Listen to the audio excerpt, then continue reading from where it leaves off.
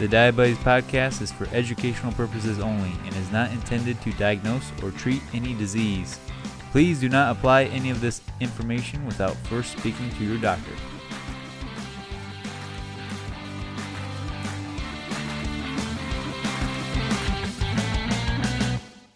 Hey Diabuddies, welcome back. We are here for our second episode of Boxes Up. And me and Garrett are next to each other this time. I know. Garrett came down to visit me in St. Louis and catch up with some friends too. And so it's nice to be in the same room with you. Right, yeah, not over Zoom. Yeah. This is probably only the first, 3-5 episodes we did in person. Mm-hmm. And then last year I came once. Did we actually record an episode then? I don't think we did. No, we just talked about things. Yeah. So this is, since we released the podcast over a year ago, this is the first time we're actually recording an episode in person, which is exciting. Yep. And then on top of that, just, the way we're recording it is just way different than the very first 5 episodes. This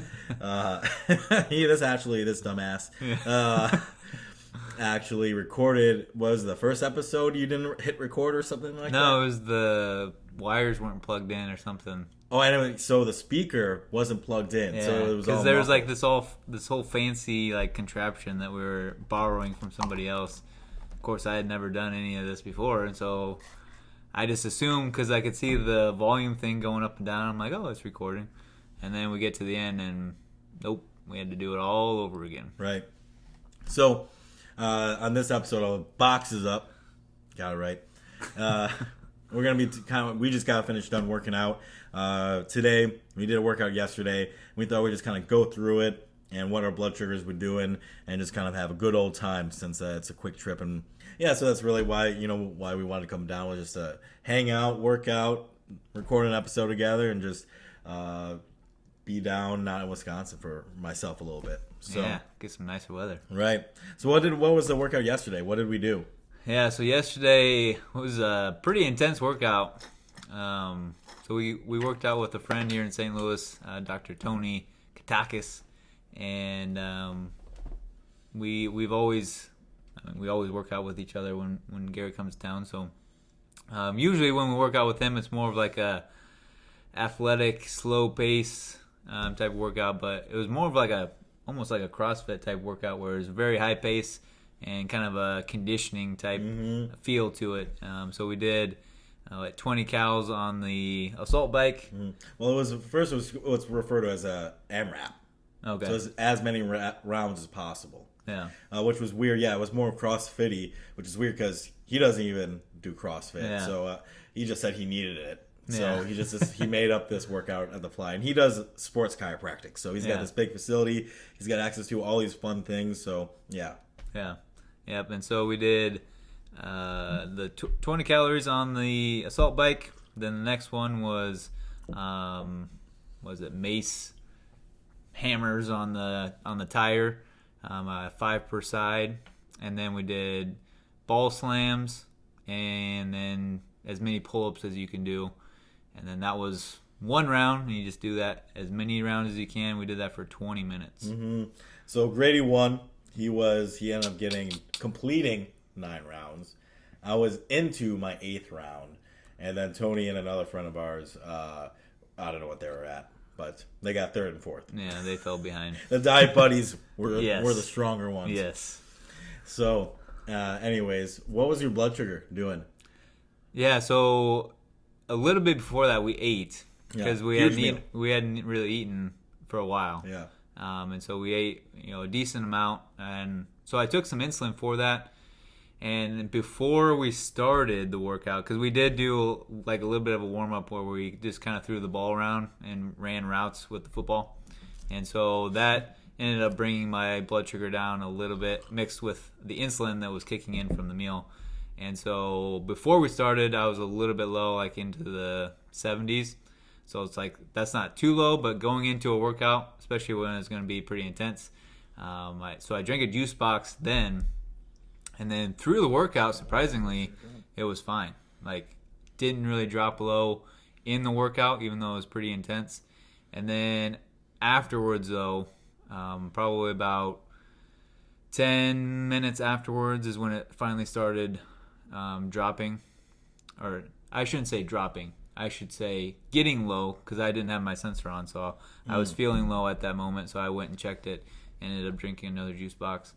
And then afterwards, as somewhat of a cool down, even though we played for like 2 hours, we played spike ball for 2 hours. And through that, I ended up drinking 2 more juice boxes by the end of the night. So yeah. It was really cardio intensive. Yeah. So, and how many times did you actually end up checking your blood sugar during that time?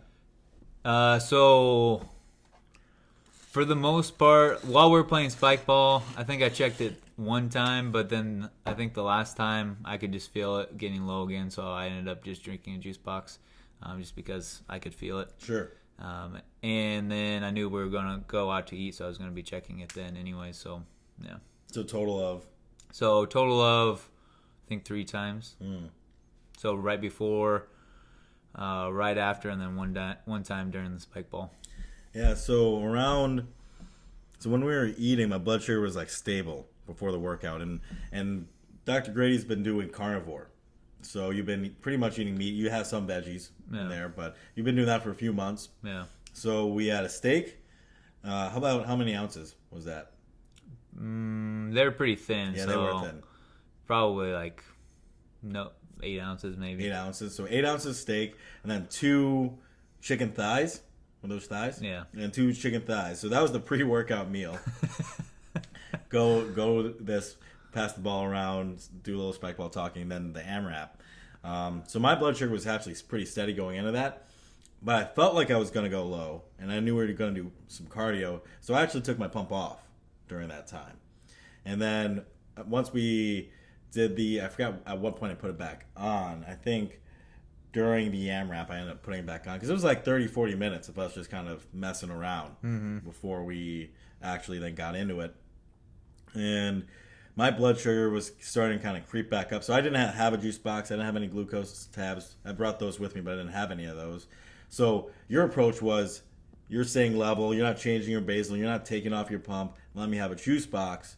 My approach was let me mitigate my insulin. I took that off, and then I just kept going. And then my blood sugar kind of crept. The low was counteracted, I would say, and then it would start to go back up.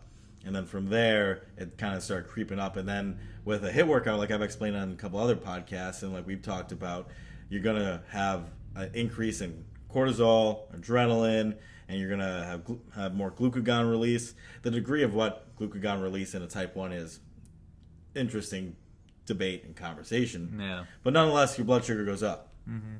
So my blood sugar actually started to go up during the workout, where his was continuing to go down. He was having those juice boxes.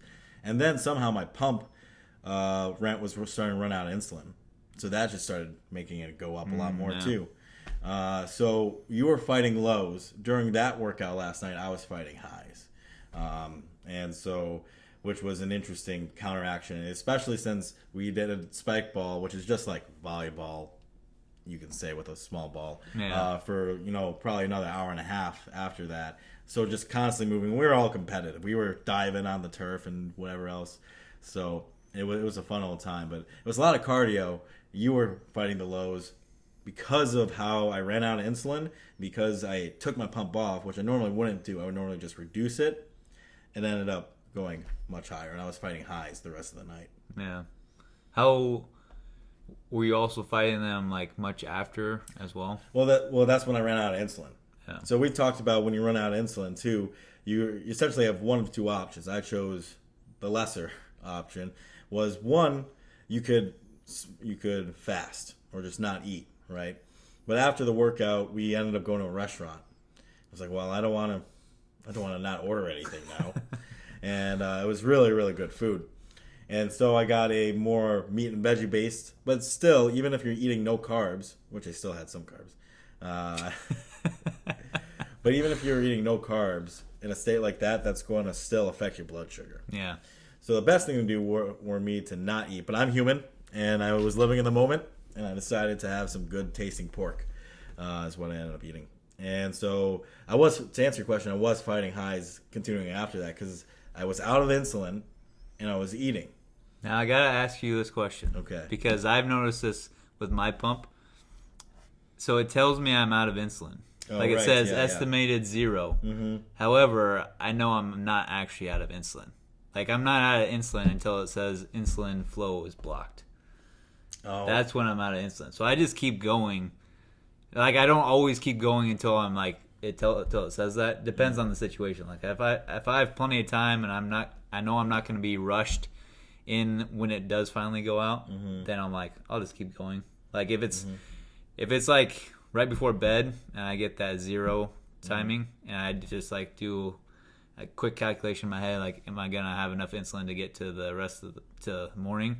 I'm like, all right, I'll just leave it in and it should be fine. Yeah, I mean, I definitely don't play around with that. I know you found that to be true. You might be better at getting the bubbles out of the reservoir than I am. Knowing your personality, it might just be completely clean. Yeah. There might be 0 bubbles whatsoever. Every nurse would be like, yeah, this guy knows what he's doing. Where I'm I try to get no bubbles, but I'm sure there's still some volume of air that's there. Yeah. So maybe that's whatever volume there, it pushes through, right? So maybe at that point you are in the risk area of just pushing air. Yeah. And so it kept going high. And I didn't give myself a full correction because I knew I definitely didn't have the units that I needed to do my correction. Yeah. So no, I don't play with that. I know you. It's funny the things that I walk the line on versus you. Yeah. Well, it's like, because I just kind of fell into that where, like, I just assumed, oh yeah, I'm out of insulin. But then there was a time I think that I was out of insulin, but didn't have an opportunity to like change it right away. So I'm like, all right, well, I'm just gonna give a bolus or whatever, or just leave it in and just see what happens. And like, it ended up being like I figured out it's about like 10 extra units that I'll have after that 0 hits. Wow. Well, I think and I remember you telling me that years ago too. I just haven't tried it. Yeah. Or I think I have, but I didn't like. I don't know. It's not enough to actually change my blood sugar. Yeah. For whatever reason. So, my guess would be the bubbles. Yeah. So eventually, though, I changed the insulin and came crashing down, as you do typically when you're high and out of insulin, and then only rebounded slightly after the morning. Woke up at with 43, something like that, middle of the night. Did a correction, and I woke up at 150. And pretty much once we ate breakfast, pre-workout, and then we just did this workout, I stayed around 150 to 130 on how I ended up bolusing for that meal throughout the workout. So pretty steady, which you could say is then, advantageous for coming after something so high and low afterwards, opposed to just kind of fighting lows, maybe something like that. Yeah. So. Yeah. So, and then, like, as far as my blood sugar, I think I got a little bit low right before bed, and I think it was more due to over bolusing for the dinner that we ate, because I guess I'm a control freak, so I only really eat my own food, so I never really eat out. Yeah. And so when I do eat out, I always usually end up over bolusing. The waitress was giving you shit. Yeah. I usually end up over bolusing because they always put sugar like in the sauces or on their glaze or whatever it is. And so I always figure out what I would normally take for that type of meal if I were to make it, and then add, several units on top of that. Wow. That's actually a really good suggestion. So I just want to repeat it. So when you're going out to eat, because you're assuming it's a restaurant, they want to make it taste good, there's some kind of sugars in the sauces, there's cream somehow, even if you're avoiding dairy, whatever, you just add how many more? It's probably arbitrary. It depends on how much I think is on there. So you have some places where you order a steak or you order a chicken or whatever meat, and there's some sort of glaze on there. Some people, some places just douse it in that glaze or that sauce or whatever it is. And so it's well, if there's that much on there and it tastes fairly sweet, I'm going to add 3 or 4 units on top of that. Yeah. Last night, there wasn't a thick glaze. There wasn't a lot of it. So I added an extra 2 units on top of it. Okay. And so it ended up being probably just a tad too much. Not a lot where it crashed me really hard. It was just just barely got low. I'm like, all right, I need a little bit to help me out there.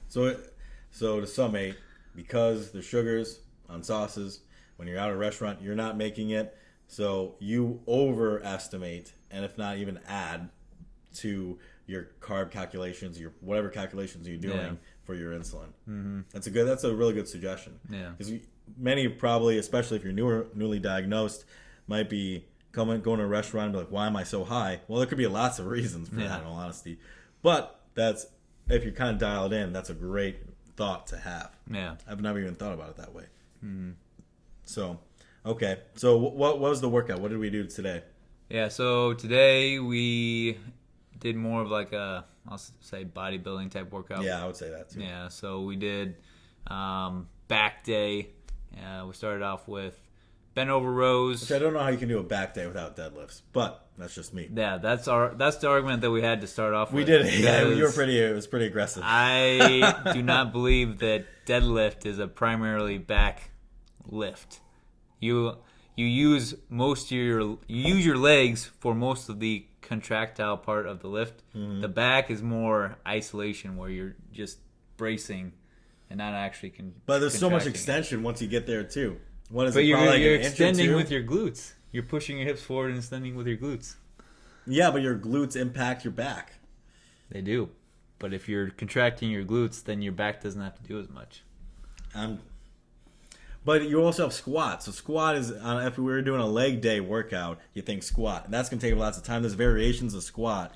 So why would you have, there's so much more to do with legs, and then that just doesn't make sense. So I do squat. The other leg day that I do is then deadlift, because that hits my posterior chain on my legs, versus squat's going to hit a posterior chain, but then also a lot of anterior chain. Yeah. Well, point is, we were arguing again whether deadlift belongs on a back day. I would still say yes, but whatever. Ultimately, we did not do it. Yeah, we did not do deadlift. So we were doing a lot of bent over rows, a lot of sets of those. Not dumbbell. Yeah, we did dumbbell rows, seated cable rows, lat pull downs. So yeah, bodybuilding type stuff.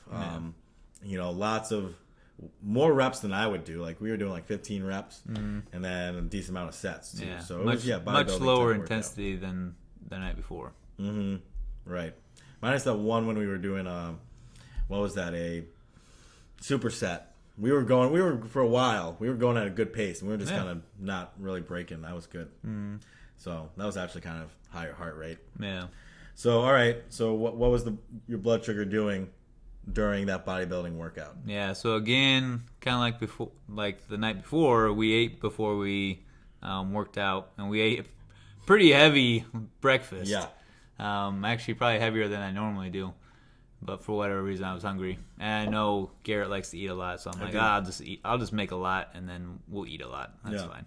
And now it's at the point even after the workout where I'm not hungry, but I still want to eat. Almost like a habitual thing, and so many people can relate to that. Sometimes people just eat because it's a habit. It's a habit, and it's like, I want to eat right now, but I don't feel like I need to eat. Yeah. So, anyways, it was big. It was a really big pre-workout meal this morning. Yeah, luckily we didn't do something super cardio heavy, because that would not have sat well. So it was, you had seasoned beef, eggs. Well, it was just ground beef, eggs, and I put salt and pepper on those. And then we had some turkey bacon. But a lot of it. Yeah, it was a lot. If you had to guess the ounces in just the bowl that we both had, how many of beef and eggs, how much was that? Well, so I cooked a full pound of beef, so that's probably a half pound each. Yeah. And then it was 9 eggs total, so that's 4.5 eggs a piece. And then we each had a package of turkey bacon, which I think is 8 ounces or something. Yeah, wow. So it was a lot of meat. It was a lot. A lot of meat. Yeah, Garrett's a growing boy, so I want to make sure he had plenty of food to grow. Yeah, I gotta catch up to this guy. So, we ate all that food. So then, how did you do? And I actually asked you this question. Yeah. Right. So I was asking you about how many units would you give for a meal like this, and so how did you answer that?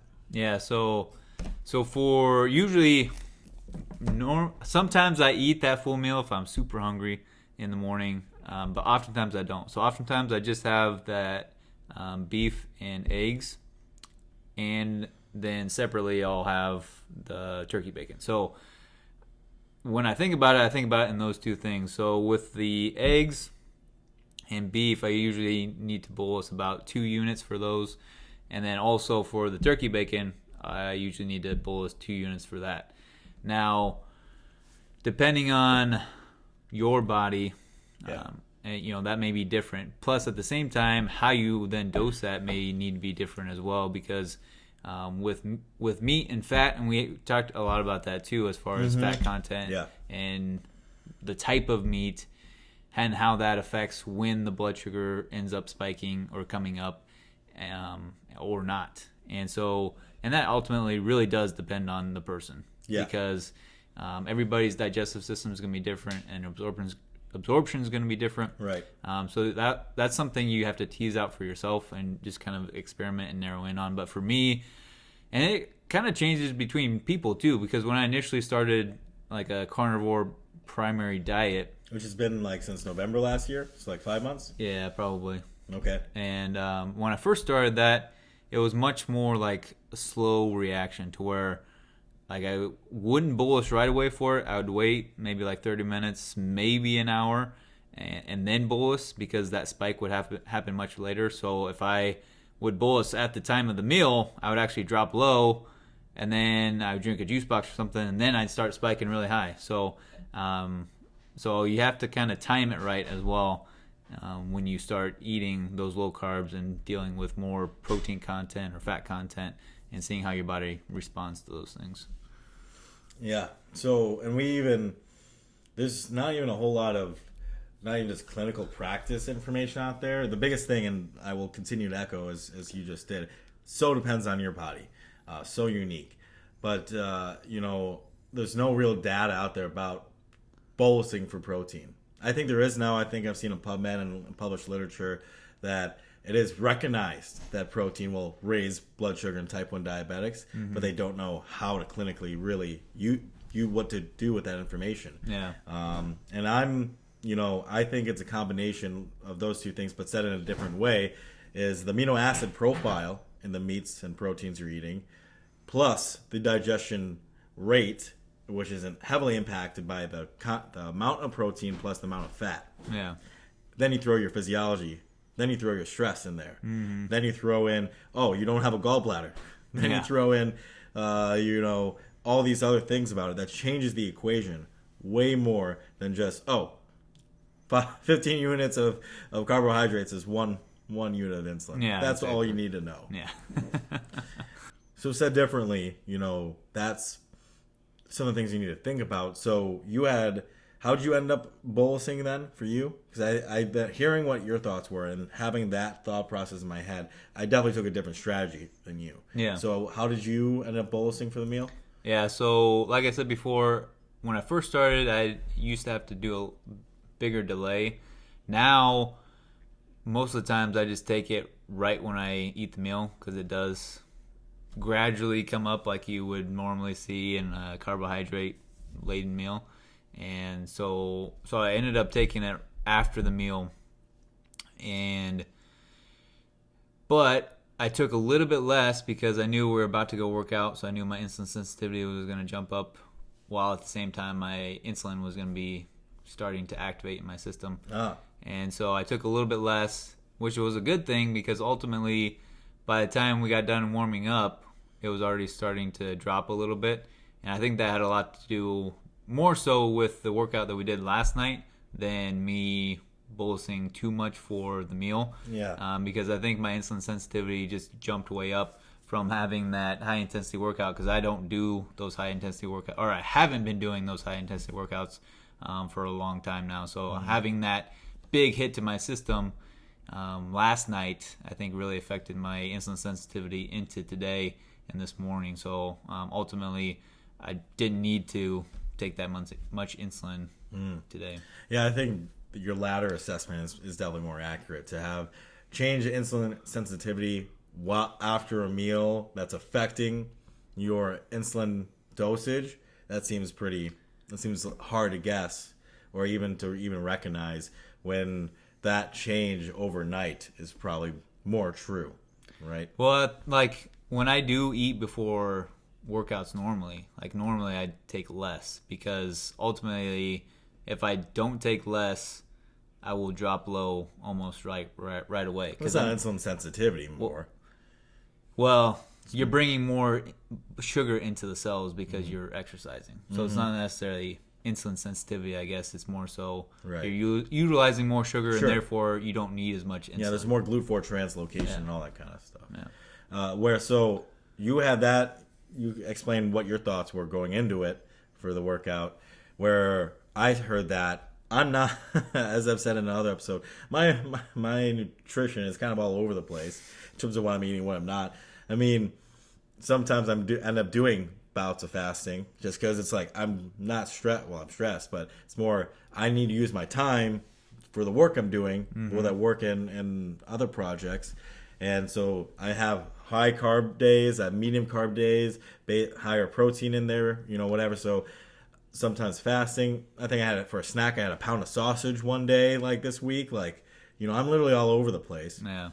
So I heard your assessment of what your current status is of carnivore.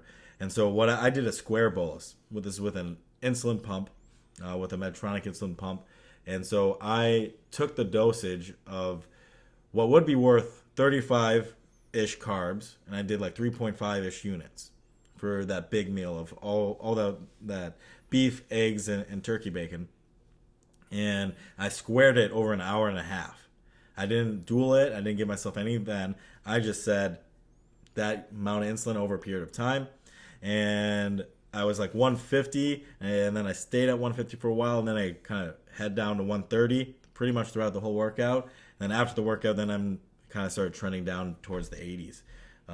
So I didn't need any juice boxes during the workout. I didn't need any of that kind of stuff. I just did it. I didn't change my basal rates during the workout. I didn't change the basal rate before or afterwards. It was just that one square bolus. And with a high protein, higher fat meal like that ended up working out real well. Yeah. So, and now I literally did need to have the juice box at the start of boxes up. Almost said it wrong again. Because I was around 70 starting this recording. So just the how flexible and fluid these situations are, it just depends drastically on what you're doing. Even just like in these 2 days, we've talked about a lot of different things you have to think about. Like you and I just just chit-chatting, you mean? Well, that and just in this podcast about like how last night's workout then affected what I'm going to do for bolusing for this morning's meal going into another workout. Because now I'm noticing that my insulin sensitivity just overall is much higher today, because even after the workout, it was still kind of going down. Yeah. And so I had to drink another juice box after the workout. And so I think today and maybe even into tomorrow, either playing with my basal, like doing some temp basals. Yeah. But if you're like transitioning into, all right, I'm going to do more HIIT workouts because, hey, this did really well for my blood sugar. I don't have to take as much insulin, so I'm going to transition into that. Well, if that's going to be the case, I need to change my basal settings, because I don't want to be constantly fighting lows and constantly drinking sugar, because ultimately drinking sugar, yes, it keeps me alive, but at the same time, not that great. So I want to try and mitigate as much of that as I can, and also it's just annoying trying to fight lows all the time too. Right, yeah. And there's so much. The more I, spend my time as a diabetic, which is the more I'm alive. And but the more I continue to just learn, read, talk to other professionals, whatever, is the appreciating the dangers of a low. I think it's healthy, especially as a diabetic, as type 1, newly diagnosed, to push off those fears of hypoglycemia. Like, hypoglycemia is a real danger, especially if you're not diabetic. It's like, what the heck is going on? Like, and the amount of damage and oxidative stress that can cause is pretty dramatic. But when you're managing insulin, I think it's unfair to put that amount of stress, you're going to get dementia if you have 3 low blood sugars in your life, which isn't a real stat, by the way. Anyways, I think it's unfair to have that type of pressure when it's so easy to mess up your dosage, so easy to work out too hard or not eat correctly or whatever it is, and you get your lows. Not being low is fun, especially also if you are type 2 or whatever, or type 1 and want to lose weight and want to do calorie restriction. That's not really our forte, yours and I's, but if you're equating that, the more juice boxes you have, I mean, there's 100, it says in big letters, I don't know why I couldn't find it, numbers, 100 calories in this juice box, so that if you're doing something like that could mess it up. So, but you said change your basal rates, right? So that's something that I haven't done in a while, probably since I lived here in St. Louis. I haven't really messed with my basal rates a whole lot. Like actual patterns. You're talking about not just temporary or temp basal rates. You're talking about like the basal pattern 1, basal pattern 2. And this is what a lot of people end up doing, or what we even suggested, as well as what people do with carb counting and insulin sensitivity, and like, oh, you're probably more sensitive in the morning versus at night or whatever. And they have different modes that go in different calculations. But for me, when it comes to the actual data, I want to be so precise that, and even just in this moment talking to you right now, I want to have everything controlled. I'm like, all right, this was a good data day for this amount of sleep, this amount of activity. My blood sugar did this. This is a good thing. This is a good data point. Like if I was actually doing a scientific experiment on myself for adding that information to my brain to make a decision on the basal rates, right? Well, being just not changing it for like a year or so, being type 1, life keeps moving. The data might not always be clean. And so sometimes you need to use bad data and know you're going to mess up. You might be higher or lower, and hopefully you can know that ahead of time, and so you can act accordingly when it happens. But I just need to be less afraid of not having perfect data to make those decisions. Because when I have used that, that's how I've been able to figure it out. Like, I was doing intermittent fasting for days, weeks, months. Clearly, I have had good data points to make those decisions at that point. But even if you're not doing this days, weeks, months, you should still try to figure out those patterns regardless. Yeah, it really surprises me that you haven't changed your basal rates. Well, I've like tweaked them, but I haven't like, all right, this is mode 1. Like this is my regular every day. Okay. This is in weekend, and then you go in weekend mode or fasting mode, right? Those you can have those settings pre-programmed, and I don't have those. I just have my one setting that I tweak. Oh, okay. Okay, that makes sense. Yeah, so I thought you meant like you've literally had the same basal rate for a year. No. Even that, we're chiropractors, and I have a great relationship with my endocrinologist. He would still be pretty upset. Like, he respects the heck out of my understanding, but he would be pretty upset with me if I didn't change my basal rates at all. But anyways, yeah. So I still do some changing around. Okay. Yeah. That makes me feel better. Yeah. It is what it is. Yeah. But also, you gotta look at seasons of your life too, right? Yeah. So this year and plus has been hard for a lot of people. Yeah. Literally most Americans. Something we can all this has been shitty. Yeah. Right? So that being said, with this season in terms of my blood sugar has been not as dialed in, and finding the balance within myself to try to find ways of dialing it in. Yeah. I would still consider myself a controlled diabetic, but it's not nearly as what it was when I was just going to classes in chiro school, sitting every day. Everything was so regular. Yeah. Figuring out the fluidity of it. I mean, I now know enough to use the tools that we're talking about, but in terms of getting like great A1C and great blood levels and everything like that, I'm not quite there. But as we say, we just got to keep moving forward, right? Yep. So keep learning, keep moving forward. Just keep trying to get better. Right. Ultimately. So, what's your blood sugar doing now after the workout? We haven't eaten after that bodybuilding type workout, right? So, have you even checked? When was the last time you checked? I checked it on the drive back, which it was like 70. Not while driving. No, I wasn't driving. But I'm sure, have you? Oh yeah, oh yeah. Yeah, me too. It's important. Yeah, you got to know. I want to make sure I'm dying while I'm driving. Yeah. Have you ever had low blood sugar while driving? Oh yeah. That's not recommended. I remember the first time when I was like 16 or 18 or something, when I had low blood sugar and I was driving, I was like, I will never do that again.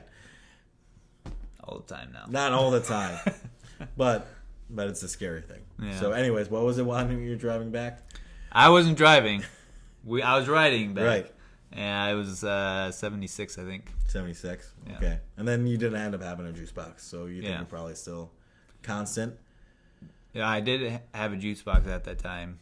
So you did. I'm assuming it's higher now. People are invested. Let's find out. All right. Where's my thingy? So, all right. Survey says it was 161. Oh, damn it. Yeah. Higher than I want, but at the same time. But you had a juice box. Exactly. I had a juice box. You had a whole juice box. I had a full juice box. Yeah. And this insane guy literally has half juice boxes. Yeah. Who the heck does that? Yeah. You don't need the full one. You just need a little bit. Anyways. Get bumped up. But yeah. Ultimately, I am all right with that. Like, I'm not like, oh crap, it's 161.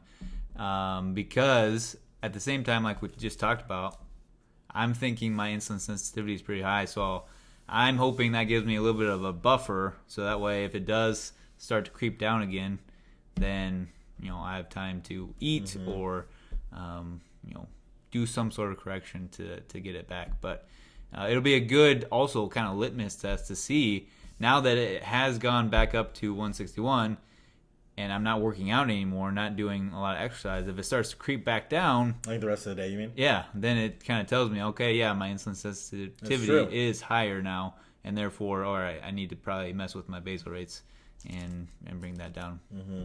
Almost to put that in perspective, maybe let's say you over bolus, right? And in terms of insulin sensitivity, just you have insulin in you, right? Yeah. Like, so it's already working. Mm-hmm. So you over bolus, you ate, you come crashing down. You're doing things. Then you eat a lot of food to correct it. Maybe too much, you would think. And you look at your CGM and you see that you're spiking high, like 170, 180, 190. But if you don't do anything, so then you might make the mistake at that exact moment, depending on the patterns, to bolus, which would be a mistake. Because if you're sensitive and you're correcting low, this is what happens to me at work all the time. Sometimes I'll crash, I'll eat a lot, and then I'm just going. And then, so yeah, I might get to 170, 180, almost like a normal glycemic or a normal person spike. It'll get high, and then I'll quickly come back down without me doing any insulin. Yeah. So that's almost what you're describing. You're describing it. You're going to expect it. You were low. You had a juice box come up, and then a good test to see how your sensitivity is, and comes back down without you even giving yourself insulin. Yeah, because ultimately 76 isn't that low. No. It's just barely low. But at the time, I'm like, okay, I had already drinking a juice box during the workout. That wasn't that long ago. So if I'm already low again, it's probably on the down slope. And so I'm probably dropping low. So this is going to catch it and then also bump it up higher.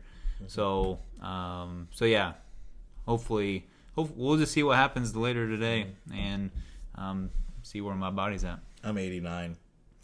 So you win today. I win. I win the podcast. No, it's not. It's never a competition. But 160. It's amazing. I think I started talking about this on another episode that we did. It's amazing to me when people hear the word 160. If you're not diabetic, every diabetic will understand and empathize. When then the response is, "Holy cow! You must be super high." And you're like, calm down. Yeah. But that even happens in the healthcare field. I'll be talking to other people who don't really deal with diabetes, or they might think about type 2 diabetes, and they just think about that number, period, not how that number is in flux. Yeah. And like 160, like, oh my gosh.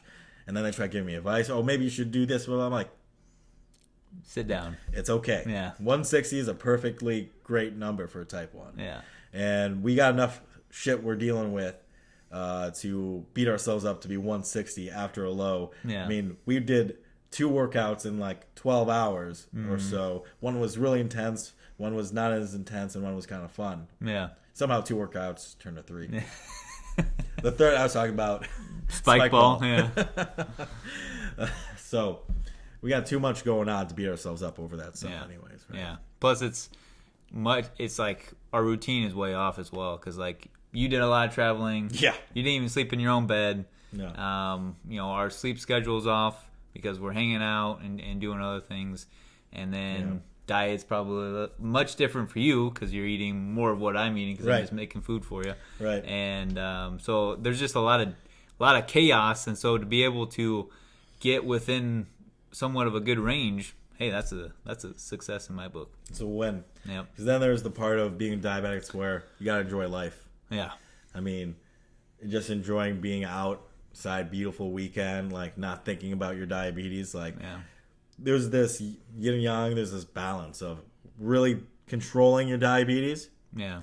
And then there's just enjoying your life. Yeah, because like you can't ignore either. Yeah, you can't ignore either. You can't just be like, oh, I'm gonna go out for a hike and not take anything with me because I just want to be free from my diabetes. Mm-hmm. So if you crash low while you're hiking, you better hope there's somebody else on that trail because you may not come back from it. Mm-hmm. But at the same time, like you do want to have just a monitor of it, but then don't let it control you. Like, don't be fearful that you can't go on a hike because you are afraid you're going to drop low. Just prepare for it and make those preparations to just make it easier. Mm-hmm. Yeah, you're saying but it sometimes makes those moments when you do say F your diabetes, or I guess I can say fuck diabetes. This is juice boxes up. Boxes up. I can say the F-bomb. But it almost makes those more special. Like when I run, especially with longer distance, I run with a lot of things. I run with a fanny pack. My pockets are full. I got a whole lot of stuff going on. And when I can unplug, don't even bring headphones. I don't even bring my fanny pack. I take my pump off. I literally have nothing on me. It reminds me how beautiful it is just to be a human. Yeah. I mean, we're human, but man, this is the anchor that I sometimes feel. And when you can take those special moments that's acceptable with your health that makes sense, those special moments when I can just run and be free is such a sweet feeling. Yeah. No diabetes pun intended. Yeah. And so there's a time and place for that kind of action, but there's a time and place for bringing things with, and then it's like, if you prepare, you prepare to plan or plan to fail kind of thing. And if you bring those stuff with you on the hike example, you can have that in back. You don't even need to think about your diabetes anymore. You can be in the moment because you now have the assurance you've done what you need to do to take care of yourself. Yeah, and that's exactly kind of my mindset. Like, obviously, we differ very much on that philosophy type of deal, where like, if I take my pump off for an extended period of time, I'm more stressed because I'm like, now I'm gonna have to deal with the highs afterwards, or just the chaos afterwards. Would 3 miles for like 30 minutes that would stress you out? Yeah. Really? Wow. Yeah. So like you'd only take your pump off for like I will say it will stress me out more so than it will relieve me. Wow. Of any. That's like okay. Sorry, stress. you were going on a good rant. I'm sorry. You're good. Go on. But yeah, like those moments of freedom for me are more so when I am prepared and I have everything I need and I've done everything, so that way I don't have to worry near as much about it. Versus like, I'll say being somewhat reckless and just kind of like throwing it by the wayside. Even though being in a short period of time, it doesn't really affect you too much. Mm-hmm. Like for me, that's like I'm just throwing more chaos into a chaotic system, and that just kind of like puts more stress on me. As far as like now, I'm constantly thinking about what I have to do after this whole event is over, so that way I don't have to deal with a high blood sugar or crashing low or whatever it is.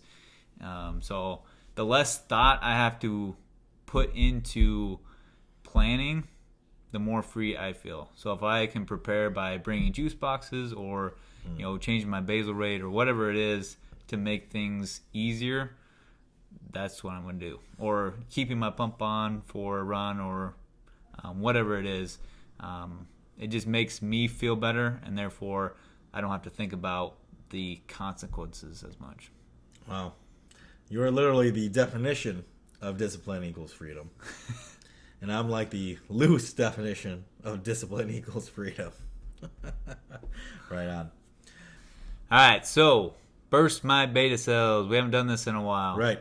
So I'll go first because this has been on my mind and really irritating me. You even texted me about this. Yes, I kind of sent you a long text about it because I just needed to get it off my chest. And he's like a one-word text guy. Yeah. So when he texts like a big thing, it's a big deal. Yep, it's important.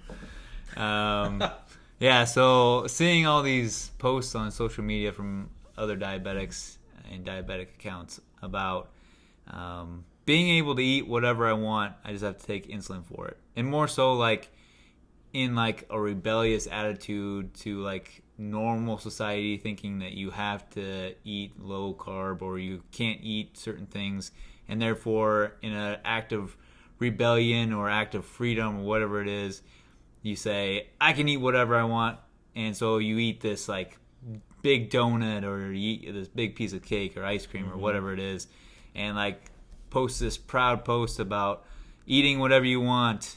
I just have to take insulin for it. Man, that really bothers me. Gosh. It comes down to what are your goals?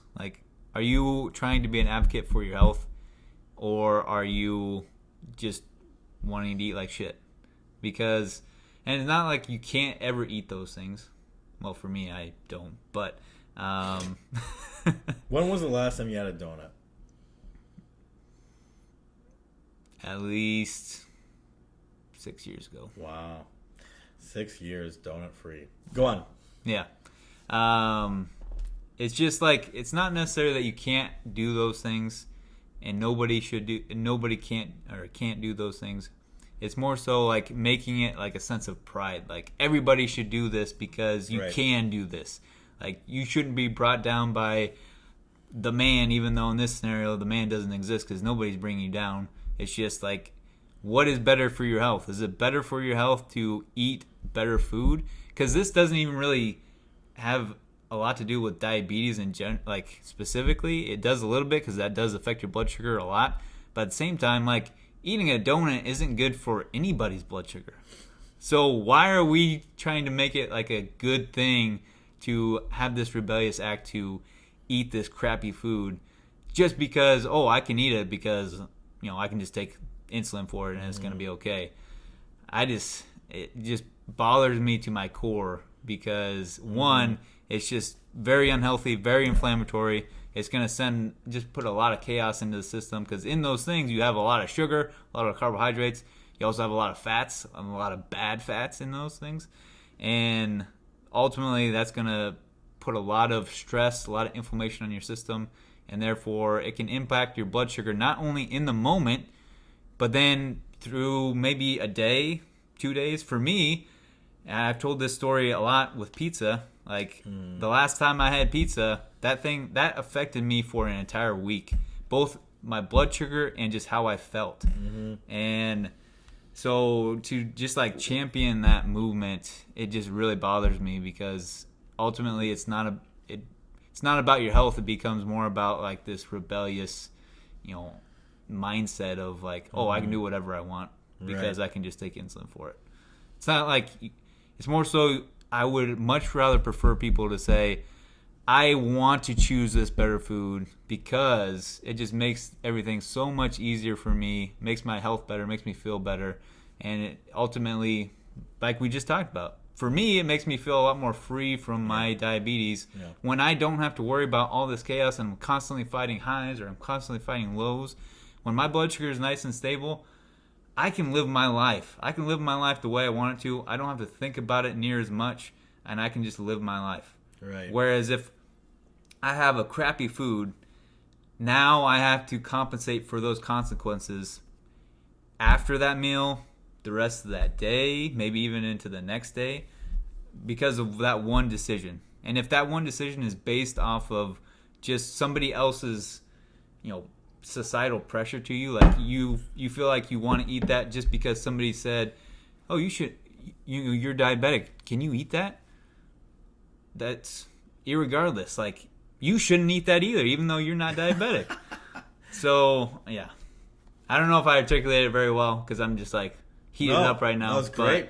But, well, it ends up being a could versus should. Yeah. Right. And people then, instead of focusing on could versus should themselves, they're focusing on the restriction that somebody else is viewing them. Then it's then a point of that person is valuing somebody else's opinion of them more than they do their own healthcare decisions, right?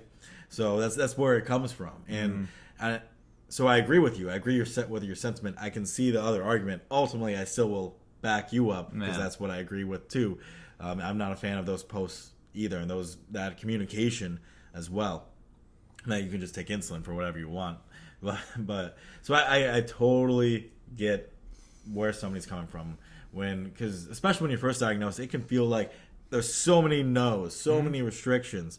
But until you start claiming your health back in your life, then you're gonna think only about what you can't do opposed to what you can. Yeah. And so if you're only thinking about what you can't do, you're going to have that rebellious attitude versus what you can do.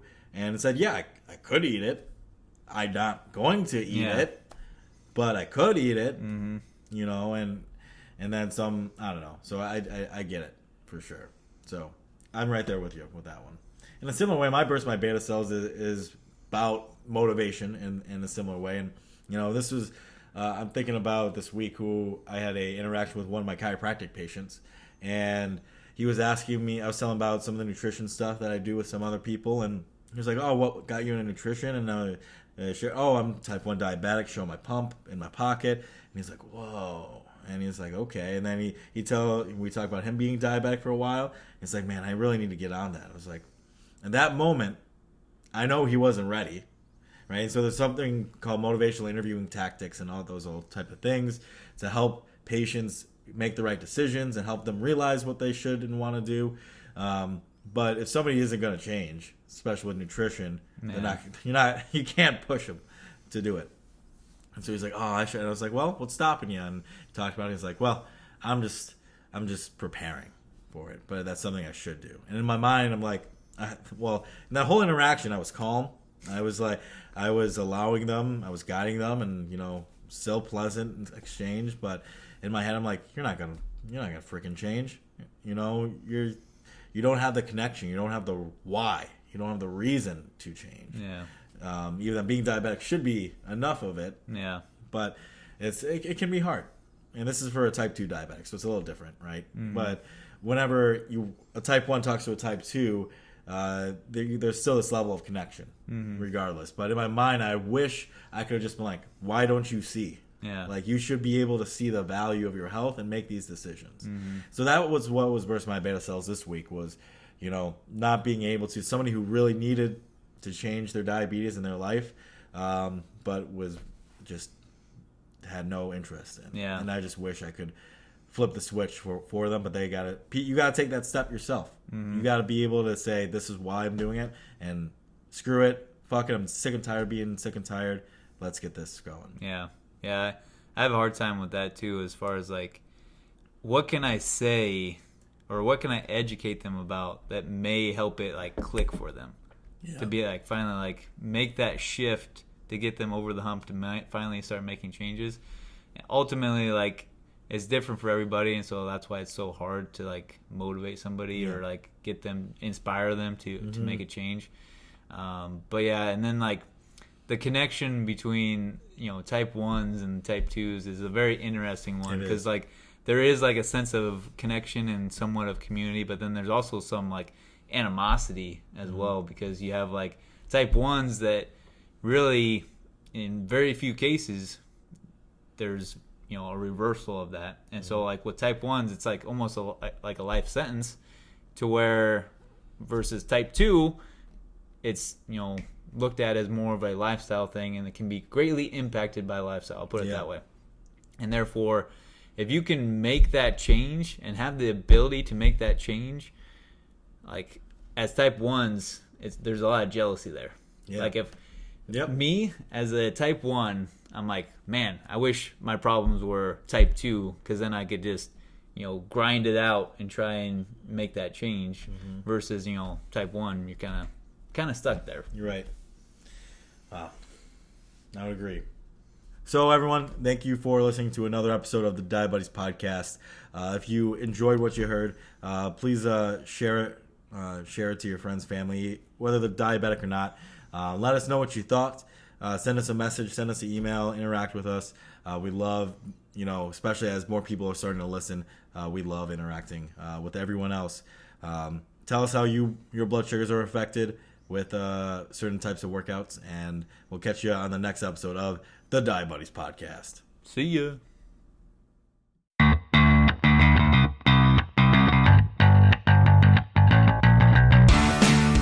Thank you so much for listening to today's episode. If you found value in today's conversation, we would appreciate it if you gave a 5-star review. It really helps us branch out our community and get our message across to those who really need to hear it. If you want to interact with us on social media, you can follow us on the Diabuddies podcast on Facebook, Twitter, and Instagram. Or if you have any questions, comments, concerns, or moral outrages, you can email us at thediabuddiespodcast@gmail.com. Thanks.